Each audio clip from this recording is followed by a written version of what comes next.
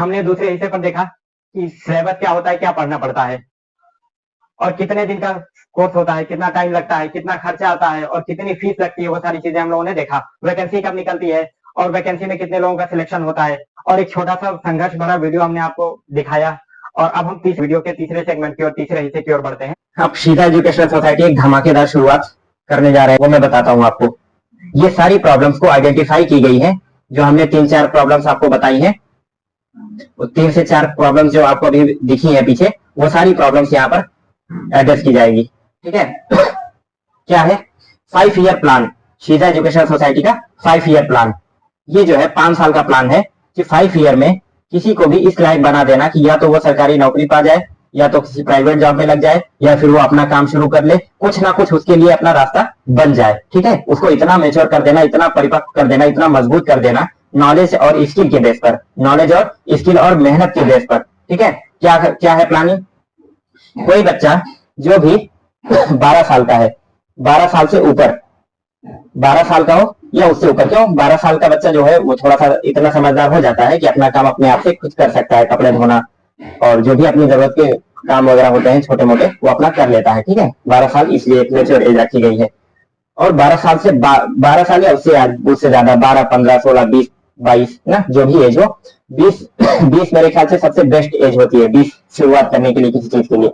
20 से ज्यादा हो जाना तो फिर बहुत लेट हो जाता है।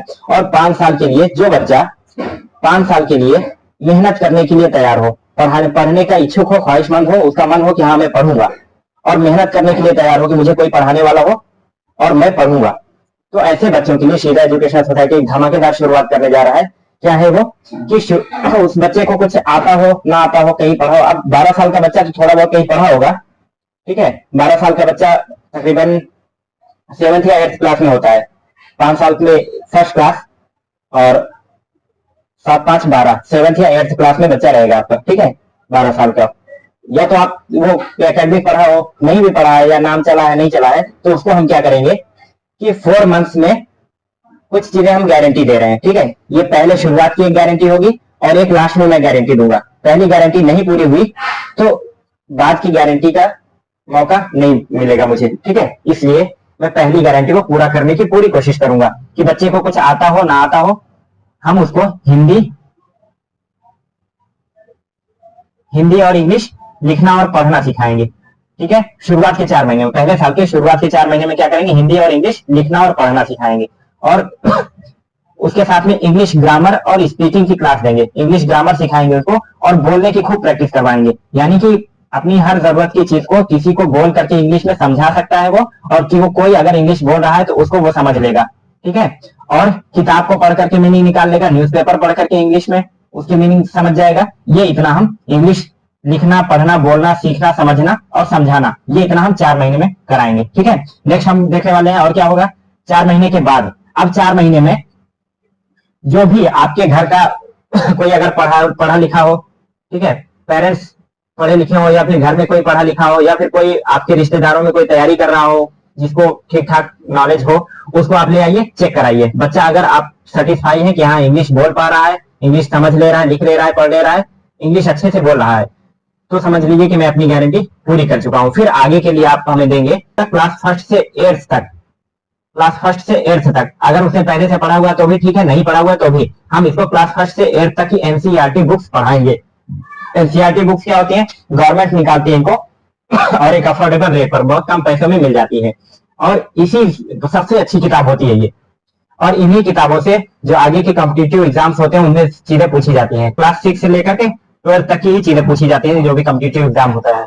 गवर्नमेंट जो किताब देती है उसी का टेस्ट लेती है कि भैया हमने जो दिया आपने उसको कितना पढ़ा है, आप पढ़ लिए हैं, आपको समझ में आता है, आप जानते हैं कि नहीं हमारे देश के बारे में। ठीक है। चलिए 8th तक हम 8 महीनों में हम इसको करा देंगे। 8 या 12 महीने में हम क्लास 8th तक हिंदी, इंग्लिश और क्लास 8th तक पूरा करा देंगे। और हमारी पढ़ाने की स्ट्रेटेजी ये होती है कि हम दिन में जितना पढ़ाते हैं, शाम को दिन में जितना हम पढ़ाएंगे शाम तक उतना याद करा के तब सोने देते हैं। ठीक है। अब प्रॉपर गाइडेंस होती है, प्रॉपर मॉनिटरिंग होती है, जितना हम दिन में पढ़ाएंगे उतना हम शाम को याद करा करके तब सोने देंगे।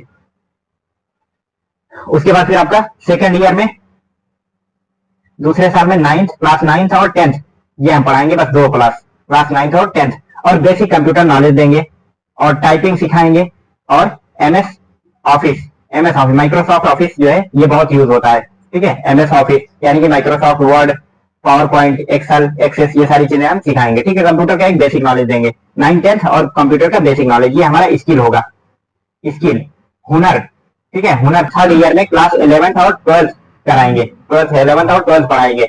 और उसके साथ में थोड़ा सा स्पोर्ट्स यानी कि रनिंग वगैरह, रेस वगैरह कराएंगे, रेस।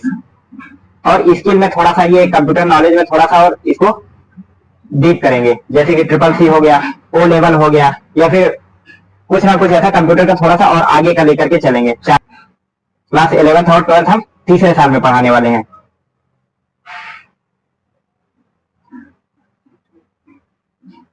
और उसके बाद फिर चौथे साल में क्या करेंगे कि नीट, और देखिए ये हमारा एक्चुअल में देखेंगे तो ये पहला साल जो होगा ये 9th का होगा, पहला साल जो होगा वो 9th का होगा। दूसरा साल अगर बच्चा पहले से करके आया है तो उसको कराएंगे नहीं, सिर्फ उसको पढ़ाएंगे, नॉलेज देना है। देखिए एग्जाम पास कर लेने से, 10th पास कर लेने से कुछ नहीं होता है, कोई नौकरी नहीं मिलती है जब तक आप एग्जाम को पास ना करें। एग्जाम पास कहाँ से होगा, जब 10th की चीजें आपको तैयार रहेंगी, वो चीजें पूछी जाएंगी, वो आप बता पाएंगे तब। ये 9th होगा, दूसरा हमारा 10th होगा, और ये 11th होगा, और ये हमारा 12th होगा। तो अब देखिए यहाँ पर हम 4 महीने और 8 महीने, 12 महीने में हम लोगों ने क्लास 8th तक पूरा कर लिया है, एकदम सारी चीजें बेसिक से हर चीज, हर चैप्टर वाइज पूरा बुक हमने सारी चीजें कंप्लीट कर ली हैं। और क्लास 10th, ये 10th रहेगा इस दूसरे साल में हमारा, ये पहले साल में 9th रहेगा, ठीक है। दूसरे साल में हमारा 10th रहेगा, इसमें हम 9th और 10th कराएंगे बस, इसीलिए 2 क्लास की, क्यों, क्योंकि बोर्ड रहेगा हमारा। दूसरा बेसिक कंप्यूटर नॉलेज और टाइपिंग टेस्ट हम टाइपिंग कराएंगे, ठीक है। और एमएस ऑफिस का भी हम नॉलेज देंगे, एमएस ऑफिस, माइक्रोसॉफ्ट ऑफिस, ठीक है। और तीसरे साल में हमारा 11th क्लास रहेगा, 11th क्लास में हम 11th और 12th दोनों करा लेंगे, 11th और 12th दोनों करा लेंगे। और स्पोर्ट्स में रेस हम करा देंगे, क्यों, ये हम बताने वाले हैं आपको आगे। और स्किल थोड़ा बहुत जरूरत पड़ी जो चीज, अगर टाइम मिला तो स्किल को, ये कंप्यूटर की चीजों को हम आगे बढ़ाएंगे। और उसके बाद फिर चौथे साल में हमारा क्या होगा, 12th होगा, चौथे साल हमारा 12th का रहेगा। इसमें क्या करेंगे, तीसरे साल में हमने 11th और 12th दोनों पढ़ा लिया है, अब इसमें क्या करेंगे जो बच्चे हमारे नीट की तैयारी करना चाहते हैं, यानी कि मेडिकल में जाना चाहते हैं, उनको नीट की तैयारी, नीट का सिलेबस कंप्लीट करवाएंगे। वो कुछ अलग नहीं होता है, 11th 12th की ही चीजें होती हैं, थोड़ा सा एडवांस हो जाती हैं। जब हाई लेवल की चीजें हम यहाँ पर करा लेंगे तो 11th 12th हमारा आसान हो जाएगा वैसे ही। अब जेई जो जाना चाहते हैं इंजीनियरिंग में, उनके लिए जेई का सिलेबस कराएंगे हम, यही होता है, यही चीज, थोड़ा एडवांस वर्जन हो जाता है, बस थोड़ा लेवल हाई हो जाता है। और एनडीए में जो जाना चाहते हैं, एनडीए के लिए navy, army, air force, SSC, railway, जो भी तैयारी करना चाहता है, जिसको जो जाना है जिधर, उस फील्ड की उसको तैयारी कराएंगे हम शुरुआत के 8 महीनों में, 8 महीनों में बचा 4 महीना। और 4 महीना हमारा ये 12th क्लास है, इस 12th के क्लास का जो सिलेबस है उसको हम जल्दी से रिवाइज कराएंगे, तेजी से अच्छे से पढ़ाएंगे। उसके बाद फिर प्रैक्टिस वगैरह कराएंगे और बोर्ड का एग्जाम दिलाएंगे इस पे, ठीक है। अब जो है 5वें साल में, अब यहाँ से जो बच्चा नीट में जाना चाहेगा नीट में चला जाएगा, जेई में जो जाना चाहेगा जेई चला जाएगा, एनडीए, नेवी, आर्मी, एयरफोर्स, ठीक है। इन सब में एसएससी में और पुलिस कांस्टेबल की जो वैकेंसी उस टाइम रहेगी, और जो जिस चीज में इंटरेस्टेड रहेगा उसको उसमें डाल दिया जाएगा, ठीक है। अब यहाँ पर हम रेस क्यों ले रहे हैं, रनिंग क्यों करा रहे हैं हम इस वाले में, तीसरे साल में हम 11th 12th के साथ रनिंग क्यों करा रहे हैं, क्योंकि एनडीए में तो नहीं होती है, नेवी, आर्मी, एयरफोर्स, रेलवे में भी होती है, और पुलिस कांस्टेबल, सीआईएसएफ, आरपीएफ, जितने भी आपके सिक्योरिटी फोर्सेस के एग्जाम होते हैं, सब में आपका रेस रनिंग मिलता है, वहां पर रनिंग करना होता है, दौड़ आपकी होती है उसमें, ठीक है। इसलिए हम यहाँ पर रनिंग भी करा रहे हैं, और वो रनिंग आपकी इन सब में काम आ जाएगी। यहाँ की रनिंग जो है आपकी यहाँ पर काम आ जाएगी, ये रनिंग आपकी हमेशा चलती रहेगी। यहाँ पर भी स्पोर्ट्स रेस यहाँ पर भी दिया हुआ है, ठीक है। 8 महीने में हम सुबह के टाइम में कराएंगे इस चीज को। अब जो जिनको निकलना था वो निकल गए हैं, बहुत सारे लोग यहाँ निकल गए। अब 5वें साल में कुछ का सिलेक्शन नहीं हो पाया होगा, बेस कमजोर रहेगा, बेस क्या, यानी कि कुछ वैकेंसी भी नहीं उस टाइम पे हो सकता है ना रही हो, और या फिर जिन्होंने एग्जाम दिया उनका नहीं क्लियर हुआ इस साल में, तो हम क्या करेंगे, इधर और कुछ चीजें पढ़ाएंगे उनको। कॉन्स्टिट्यूशन ऑफ इंडिया, संविधान पढ़ाएंगे, आईपीसी, सीआरपीसी, ये जो नया वाला आया है इसको पढ़ाएंगे, और कॉम्पिटिटिव एग्जाम की प्रैक्टिस कराएंगे, यानी कि जिस एग्जाम को उनको देना है उसका प्रीवियस ईयर का प्रैक्टिस सेट और प्रीवियस ईयर का पेपर और प्रैक्टिस सेट वगैरह कराएंगे। और स्किल जो है हॉबी के हिसाब से, हॉबी यानी शौक, किसी का शौक कुछ होता है, किसी का कुछ होता है, अलग अलग शौक सबके होते हैं, तो शौक के हिसाब से जो कुछ वो करना चाहते हैं, जिस चीज में उनका मन लगता है, जिस चीज से वो उगते नहीं है, जिस चीज को वो आगे अपना कमाई का जरिया बना सकते हैं, वो हॉबी यहाँ पर हम वो स्किल भी देंगे। जैसे कंप्यूटर सिखा देना, ठीक है। मान लीजिए किसी को पेंटिंग बहुत अच्छी है तो पेंटिंग करा दिया, और किसी को वो डिप्लोमा करा दिया इलेक्ट्रिशियन का, इलेक्ट्रॉनिक्स का डिप्लोमा करा दिया ना। तो ऐसी स्किल वगैरह कुछ,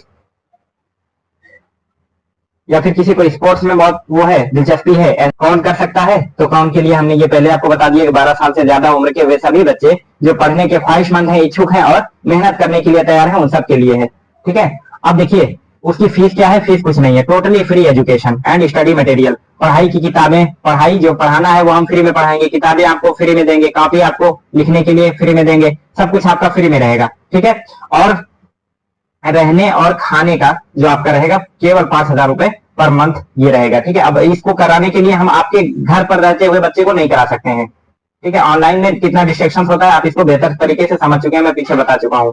तो इसके लिए बच्चे को हमारे पास रहना होगा।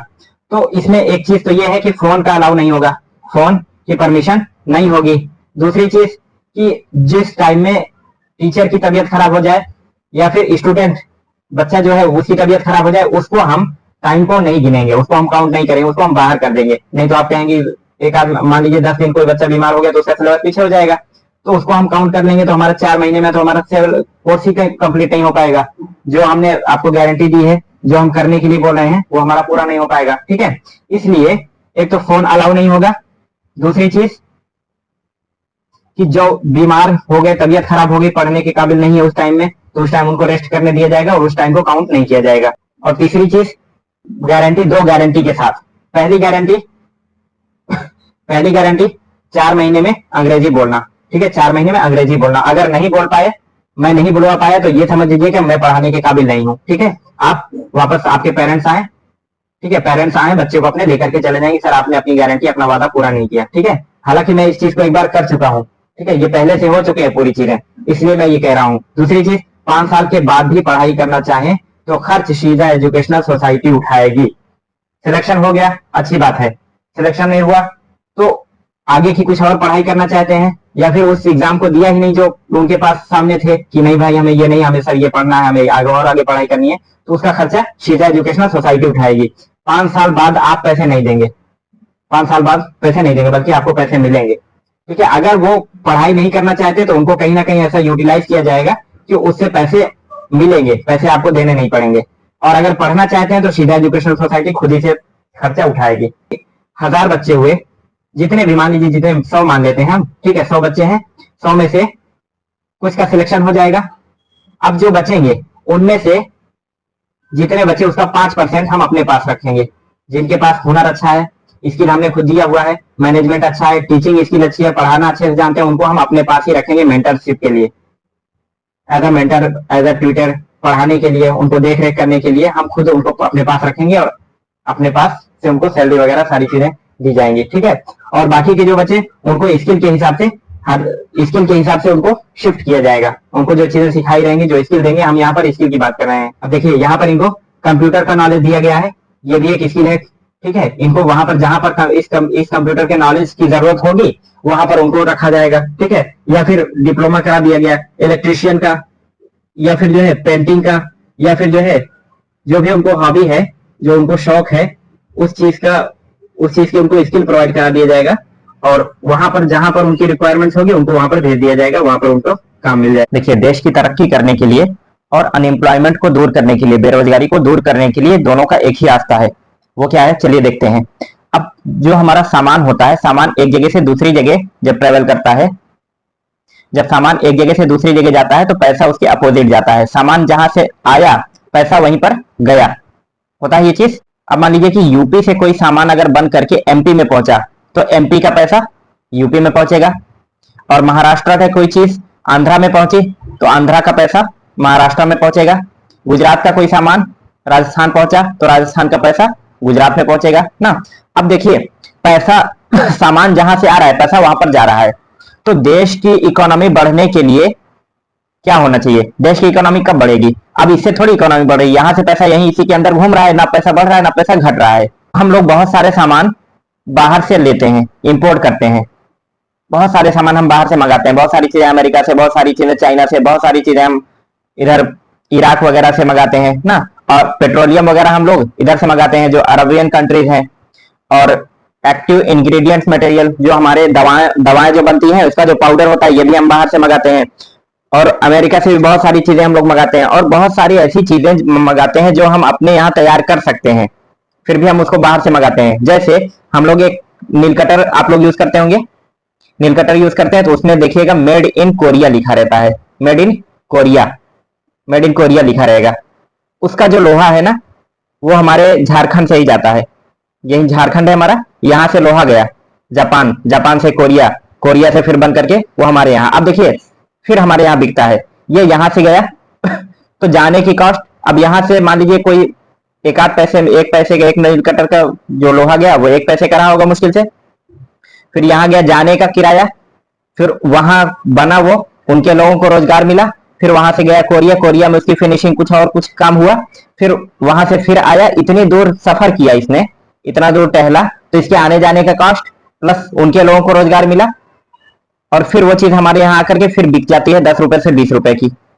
वही नील कटर हमारे यहाँ 20 रुपए की बिक जाती है, 1 पैसे की चीज 20 रुपए की। ये चीज अगर हम लोग अपने यहाँ बनाएंगे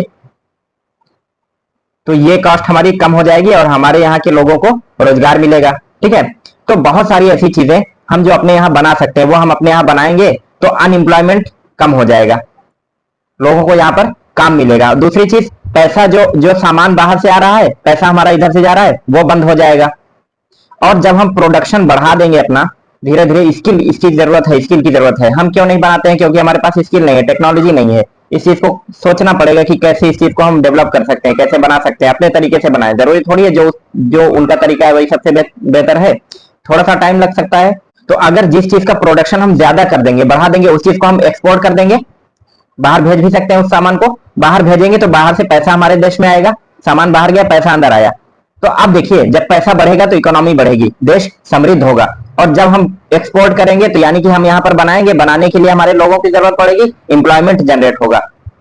तो इस तरीके से देश की समृद्धि और एम्प्लॉयमेंट दोनों एक ही बात से जुड़ा हुआ है कि हम अपने यहाँ चीजों को धीरे धीरे बनाना शुरू करें और बाहर का एक इंपोर्ट जो है उसको खत्म करें और एक्सपोर्ट को हम लोग बढ़ाएं। ठीक है, इससे हमारा एम्प्लॉयमेंट भी जनरेट होगा और देश में बाहर से पैसा आएगा, इकोनॉमी हमारी बढ़ेगी। इसके लिए जरूरी है स्किल की, यानी कि हुनर आपके पास होना चाहिए। काम करने वाले लोग भी हैं हमारे यहाँ, और काम भी बहुत है, क्योंकि हमारे यहाँ बाहर से चीजें ला करके खाई जा रही हैं, बाहर से चीजें ला करके हम लोग उसका इस्तेमाल कर रहे हैं, तो अपने यहाँ बना करके उसी चीज का इस्तेमाल कर सकते हैं। हाँ, बहुत सारी चीजें हमारे यहाँ होती ही नहीं है। अभी मान लीजिए कि इंग्रेडिएंट मटेरियल्स बाहर से आना बंद हो जाए तो हमारे यहाँ दवा की जो मार्केटिंग है पूरी खत्म हो जाएगी। और इलेक्ट्रॉनिक्स की जितनी भी चीजें हैं वो सब चाइना उसमें लगा हुआ है, चाइना से सारी चीजें आती है, भले उसमें कुछ भी लेबल लगा हो, कहीं का भी हो। जितने भी हम लोग इलेक्ट्रॉनिक डिवाइसेस यूज कर रहे हैं सबके सब में चाइना का हाथ है। अब दूसरी चीज, सिक्योरिटी पर्पज से ये भी तो हो सकता है ना कि जो उस सामान को बना रहा है, बना करके हमारे यहाँ भेज रहा है, उस सामान में कुछ ऐसी टेक्निक लगा दी जिससे हमें ट्रेस कर रहा है। फोन हो गए, लैपटॉप हो गए, और जितने भी डिवाइसेस हैं, इलेक्ट्रॉनिक डिवाइसेस, सबके सब हम लोग लगभग चाइना से खरीदते हैं। चाइना से ला करके उसको जोड़ जोड़ करके हम लोग बनाते हैं, उसके पार्ट्स खरीदते हैं। तो अब वो कुछ ऐसी भी चीजें तो कर सकता है ना कि उसमें हमारी सारी इंफॉर्मेशन उसके पास पहुंच जाए। तो ये सिक्योरिटी पर्पज से भी तो गलत है ना। इस चीज के लिए भी हमें अपना इंडिपेंडेंट होना पड़ेगा। ठीक है, इससे एम्प्लॉयमेंट जनरेट होगा, पैसा बाहर जाना बंद हो जाएगा और सामान बाहर जाएगा, पैसा अंदर आना शुरू हो जाएगा। तो इस चीज से हमारे देश की इकोनॉमी बढ़ेगी, एम्प्लॉयमेंट बढ़ेगा। इसलिए स्किल सीखना बहुत जरूरी है। गवर्नमेंट जॉब तो इतनी है नहीं कि सबको मिल जाएगी, और ये हर कोचिंग वाले बताते नहीं है, क्योंकि उनको भले 1000 भले लाख बच्चे हैं और लाखों बच्चे हैं और सिलेक्शन खाली 1000 का होना है, तो लेकिन वो लाख बच्चों से पूरी फीस लेंगे और खाली सिलेक्शन 100 का होना है, जरूरी नहीं कि उन्हीं के कोचिंग का हो जाए। और पैसा तो ले लिया, कोचिंग तो पढ़ा दिया, अपना काम कर दिया, अब उन बच्चों की जिम्मेदारी कौन लेगा जिनका सिलेक्शन नहीं हुआ? वो कहां जाएंगे? उनका सिलेक्शन नहीं हुआ, पैसा तो आपने उनसे लिया, तो उनके आने वाले फ्यूचर की टेंशन कौन लेगा? उसकी फिक्र कौन करेगा? तो इसलिए हमने जो स्किल वाली बात करी है वो इसीलिए किया हुआ है, opportunities after 5 years other than government jobs. 5 साल बाद सरकारी नौकरी के अलावा और कौन से अवसर हैं? जो हमने स्किल सिखाया हुआ है उसके बेसिस पर उनको मेंटेनेंस में डालेंगे। सबसे पहले हम मेंटेनेंस पे डालेंगे, यानी कि किसी भी जो चीजें हम जो सर्विसेज यूज कर रहे हैं, घर में बहुत सारे सामान यूज करते हैं ना, तो जैसे इलेक्ट्रिक, बहुत सारी चीजें इलेक्ट्रिक इलेक्ट्रॉनिक हम लोग यूज कर रहे हैं। उनमें से किसी को फोन की रिपेयरिंग की स्किल दे दी हमने, किसी को जो वॉशिंग मशीन का दे दिया, किसी को एसी का दे दिया, किसी को कूलर का दे दिया, किसी को फ्रिज का दे दिया, किसी को जो है आपका ओवन का दे दिया, किसी को जो है हीटर का दे दिया। ऐसी छोटी छोटी स्किल दे देंगे, ठीक है। अब वो पहले मेंटेनेंस में रहेंगे, उसके बाद फिर जो है उस चीज को मेंटेनेंस करते करते उनको धीरे धीरे मार्केटिंग में लाया जाएगा, मैन्युफैक्चरिंग कराई जाएगी उनसे, ठीक है। उस चीज को बनाना सीखेंगे, फिर धीरे धीरे उस चीज को मार्केटिंग यानी बेचना, बनाना, बेचना। उसके बाद फिर कोई चीज बनती है, मार्केट में आती है, फिर जो है वो लोग खरीदते हैं, फिर उनके पास खराब होती है, उसको बनाना पड़ता है, फिर वो वेस्ट हो जाता है। वेस्ट मैनेजमेंट, वेस्ट मैनेजमेंट को बहुत सारे लोग उसको फिर से यूज करते हैं, अलग तरीके से उसको बनाते हैं और बना करके फिर से मार्केट में बेचते हैं। तो अब देखिए, ये अगर कोई चीज वेस्ट हो गया, वो पड़ा रहेगा तो बहुत खतरनाक है। अब वो हमारे लिए एनवायरमेंट के लिए नुकसान पहुंचाता है। जैसे पन्नी हो गई, प्लास्टिक हो गई, तो प्लास्टिक को अगर जमीन पर जहां पड़ जाती है वहां पर कोई चीज उगता नहीं है और एनवायरमेंट को नुकसान पहुंचाती है। और अभी ये मास्क जो हमारे कोविड-19 में यूज हुए थे, वो मास्क इतने ज्यादा हो गए, भाई साहब कहाँ वेस्ट करें, कहाँ इनको डालें। और इंडस्ट्री से जो वेस्ट निकलते हैं वो भी हमारे नदियों में जाते हैं, वो भी हमारे समंदर में जाते हैं, तो उसको नुकसान पहुंचा रहे हैं ना। तो जो वेस्ट है उसको भी तो मैनेज करना होना चाहिए, तो उसको भी मैनेज करना सिखाया जाएगा। और उस चीज को इस्तेमाल करते हुए बहुत सारे लोग आप देखते होंगे, बहुत सारी चीजें हम बना लेते हैं, उसको फिर से मार्केट में बेच देते हैं, फिर से मार्केटिंग में बिकती है, फिर मेंटेनेंस होता है, फिर ये जो साइकिल मेंटेन कर लिया ना, वो सक्सेस होता है। क्योंकि बाद में उस पर सैंक्शन नहीं, कोई प्रतिबंध नहीं लगता कि तुम इस चीज को मत बनाओ, क्योंकि ये वेस्ट बहुत ज्यादा निकल रहा है, इससे जो है एनवायरमेंट को नुकसान हो रहा है। तो जो इस चीज की, इस साइकिल को कंप्लीट कर लेता है, वो सबसे सक्सेसफुल बिजनेस होता है, ठीक है। मैन्युफैक्चरिंग, मार्केटिंग, मेंटेनेंस और वेस्ट मैनेजमेंट और फिर मैन्युफैक्चरिंग उसकी। तो इस चीज पर फोकस किया जाएगा। और देखिए, हम कंप्यूटर का नॉलेज बहुत सारे दे दिए हैं। एक तो basic knowledge, typing, MS office, software development, website design, web designing ना। तो इस टाइम में अभी हम लोग अगर देखें तो स्किल को यूटिलाइज किया जाएगा और स्वदेशी के लिए, भारत के प्रोडक्ट के लिए। जैसे अभी हम लोग बहुत सारे सोशल मीडिया ऐप यूज करते हैं, व्हाट्सएप यूज करते हैं,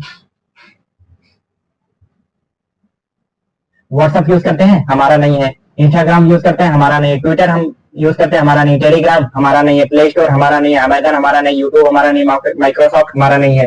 तो अब जो हम सॉफ्टवेयर डेवलपमेंट का वो स्किल दिए हैं, उसको हम यहाँ यूज करेंगे। मेहनत हम करते हैं, टाइम हम देते हैं, पैसा किसी और को मिलता है, हमें कोई फायदा नहीं मिलता। और दूसरी चीज, हम इस पर इतना डिपेंडेंट हो गए हैं कि इससे खतरा इतना ज्यादा बढ़ गया है। अभी बीच में क्या हुआ कि गूगल ने कुछ जो है शर्तें तोड़ी, कुछ प्राइवेसी तोड़ी, तो क्या किया, हमारी कोर्ट ने उस पर फाइन लगा दिया, जुर्माना लगा दिया कि भाई फाइन भरो। गूगल ने क्या क्या बनना चाहिए इसके बाद कि कहा कि जितने भी लोग प्ले स्टोर पे हो ना, सबके सब जो भी फीस चार्ज कर रहे हो, जो भी पैसे ले रहे हो अपने कस्टमर से, 30 रुपए हमें दे दो, 30% उसमें से हमें दे दो, 30% आप हमें दे दो। अब बताइए, आदमी अगर 30% उनको दे देगा तो खुद क्या कमाएगा, और टैक्स भी इतना सारा देना होता है। 18% जीएसटी दे रहा है आदमी, टैक्स दे रहा है, और 30% उस गूगल को दे देगा। और जिसने नहीं दिया उसको उठा के फेंक दिया, प्ले स्टोर से हटा दिया। और प्ले स्टोर ही एकमात्र रास्ता है जहां से आप डाउनलोड कर सकते हैं, कोई भी कुछ भी सर्विसेज दे सकते हैं। तो इसलिए हमें अपने आप पर इस चीज के लिए कुछ ऐसा काम करना पड़ेगा जिससे हम खुद ही मेहनत करें और अपनी चीजें डेवलप करें, ये सारी चीजों का अल्टरनेटिव बनाएं, इसका दूसरा ऑप्शन बनाएं, ताकि हम जो मेहनत करें उसका पैसा हमारे इंडिया में ही कम से कम रहे, बाहर ना जाए। और ऐसी कोई धमकी भी हमें ना मिले कि तुम्हें बर्बाद कर देंगे, तुम्हें खत्म कर देंगे, हटा देंगे तुम्हें गूगल प्ले स्टोर से, गूगल की सर्विसेज तुम्हें यूज नहीं करने देंगे ना। तो ये सारी चीजें हम कर सकते हैं। करने के लिए इंडिया में बहुत कुछ है और करने वाले भी बहुत सारे हैं। करने के लिए बहुत कुछ है और करने वाले भी बहुत हैं। बस ये है कि स्किल उनके पास नहीं है, स्किल की कमी है। अब देखिए, लोगों का सिलेक्शन क्यों नहीं होता ये, अगर कोई भी एग्जाम 10th लेवल पर है, क्लास 10th पास पे है, या फिर 12th पास पर है, या फिर ग्रेजुएशन पर है, तो वो एग्जाम क्या उम्मीद करता है आपसे कि 10th तक की जो भी चीजें एनसीईआरटी की किताबों में हमने दिया हुआ है उसको आप पढ़े हैं, समझे हैं, जानते हैं, ठीक है, और जरूरत पड़ने पर उसका इस्तेमाल कर सकते हैं इस पद पर बैठे हुए। ये उसकी उम्मीद होती है, एक्सपेक्टेशन होती है उसकी हर डिपार्टमेंट की। अब क्या होता है, अब पता नहीं हर स्टेट का तो मैं नहीं कह सकता हूँ, लगभग स्टेट में आजकल यही चल रहा है कि बच्चों को बिना पढ़े हुए 70% 80% तक आ जाता है। अब उनको 10% भी नॉलेज उस क्लास की शायद हो, और परसेंटेज कितना आ रहा है 70 to 80%। 70-80% आने का मतलब समझते हैं कि उस किताब का 70 से 80% चीजें आपको तैयार है, एकदम याद है, तब 70 से 80% आना चाहिए। लेकिन ये होता था कि बच्चे फेल होते थे पहले बहुत ज्यादा, तो वहां से उस क्लास को छोड़ करके चले जाते थे, पढ़ाई बंद हो गई वहीं से। तो उनको कॉपी चेक करने वालों को इंस्ट्रक्शन ये दिया गया कि भैया आप किसी को फेल नहीं करेंगे, सबको कम से कम पास कर दीजिए आप किसी तरीके से, चाहे कुछ हो कैसा भी हो, उसको पास कर दीजिए। अगर उसने लिखा हुआ है, कॉपी भरा हुआ है, तो उसको पास कर दीजिए। इससे क्या होगा कि कम से कम वो क्लास पास कर करके आगे पढ़ाई तो कंटिन्यू करेगा, पढ़ाई पढ़ाई छोड़ेगा तो नहीं। और दूसरी चीज, उनको जो है पैसे भी मिलते हैं, पर कॉपी का इतना, एक कॉपी का इतना रुपए मिल रहा है, तो अब वो जल्दी जल्दी कॉपी चेक करते हैं। हाँ कुछ लिखा हुआ है, अब किसी ने बच्चे को बता दिया भैया छोड़ना नहीं, बस जो है कॉपी भर के आना, पेज भर के आना, बस चाहे जो पबजी वगैरह कुछ भी लिख के आना, बस पेज भर के आना।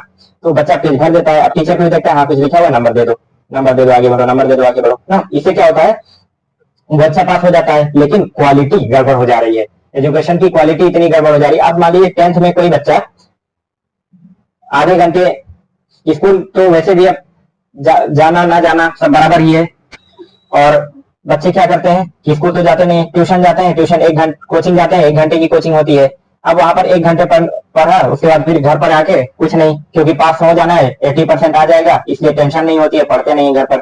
फिर जब घर से निकल करके शहर आते हैं, तो शहर में जब कोचिंग कराई जाती है 2-2 घंटे की, तो इससे डबल हो गया। और घर पर पढ़ना अगर होता है, तो घर पर पढ़ना और ज्यादा हो जाता है, इतना कभी पढ़ने की आदत है नहीं, इसलिए आए, खाना बनाए, खाए, सो गए, खाना बनाया, खाया, सो गए। तो इस वजह से अब दूसरी चीज, जब शुरुआत में तो जोश होता है, घर वाले बोलते हैं जाओ बेटा करके आना ना, तैयारी करो, जाओ पढ़ो। अब जोश होता है, हाँ पढ़ेंगे, खूब पढ़ेंगे, ऐसा नहीं कि कोई बहाना बना करके आता है कि नहीं नहीं पढ़ेंगे, जा रहे हैं सोएंगे, आता है यहाँ पर पढ़ने के लिए, आया वहां पर। और कोचिंग में हर कोचिंग वाला ये उम्मीद करता है कि आप 10th करके भी आए हैं, या फिर 12th करके आए हैं, ग्रेजुएशन करके आए हैं, जिस चीज की तैयारी कर रहे हैं, सीजीएल की तैयारी कर रहे हैं, तो वो मानेंगे ग्रेजुएशन करके आए हैं, 12th करके आए हैं। तो वो इस हिसाब से पढ़ाता है कि भैया चलो, जब आप 7th पढ़े तो 6 की चीजें आपने नहीं पढ़ी, उस टाइम ये छूट गई उस टाइम के लिए। और 8th पढ़े तो 7th की चीजें छूट गई, 9th पढ़े तो 8th की चीजें छूटी उस वक्त, और 10th पढ़े तो 9th की चीजें छूटी। और 11th-12th में आपका, आपने साइंस ले लिया मान लीजिए, तो आपका हिस्ट्री, ज्योग्राफी, पॉलिटी, इकोनॉमिक्स, ये सारी चीजें छूट गई। तो अब हम थोड़ा सा जल्दी जल्दी पढ़ा करके इसको रिवाइज कराएंगे। 8 महीने में अगर क्लास 6 से लेकर के 12th तक पढ़ाना होगा, और 2 घंटे खाली पढ़ाना होगा, 6 से लेकर के 12th तक की चीजें खाली 2 घंटे में पढ़ाना होगा, 8 महीने में कौन पढ़ा लेगा बताइए आप? पूरी की पूरी चीजें नहीं पढ़ा सकता है, एकदम बेसिक से कि कोई कुछ नहीं पढ़ा है उसको पढ़ाना होगा, तो 2 घंटे में कभी नहीं हो सकता 8 महीने में। तो वो इस तरीके से पढ़ाते हैं, आप जो छोटी हुई चीजें, यानी आपने पढ़ा हुआ है, बस आप थोड़ा सा धुंधला हो गया है, भूल गए उस चीज को, याद दिलाना आपको है, बस जल्दी जल्दी उस चीज को पढ़ा देते हैं। अब मान लीजिए बच्चा गया, पहले दिन आपका एक चैप्टर कंप्लीट हो गया। अब बच्चा घर गया, यार मुझे तो समझ में कुछ नहीं आ रहा है, क्योंकि तेजी से चल रहे हैं इसलिए समझ में नहीं आता है। अब क्या करेगा, चलो यार एनसीईआरटी लेकर के पढ़ते हैं, एनसीईआरटी लेकर के पढ़ते हैं। जब ये पहला चैप्टर पढ़ा एनसीईआरटी, तब यहाँ पर तीसरा चैप्टर चलने लग गया। जब ये दूसरे पे पहुंचा तो यहाँ पर 7वां चैप्टर चलने लग गया।